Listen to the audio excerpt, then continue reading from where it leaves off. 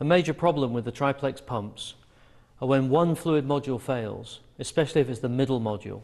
But even if it's the outer modules, you have to remove the complete discharge manifold, the strain across, the pulsation dampeners, the suction manifold. All has to come off before you can change out the fluid module, which itself is a very difficult task.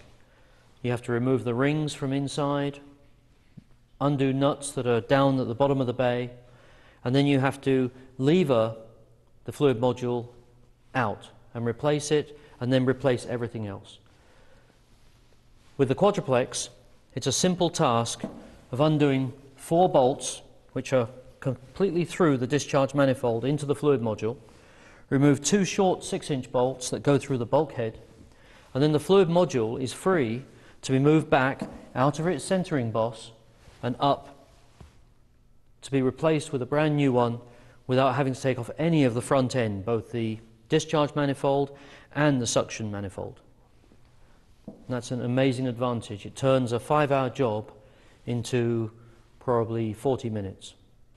Once the new fluid module is in place, it's totally self-aligned with the axis of the piston through the crossheads and back to the crankshaft within plus or minus 2 thousandths. What this means is there is no shimming or alignment of the module. There is no shimming or alignment in the crosshead bay. The crosshead guides fit snugly into the pre-machined rails. The liner is locked in place with the liner nut, very similar to most triplex pumps. The only difference is the liner has got a seal assembly in it, which means even when it's loose, it doesn't leak.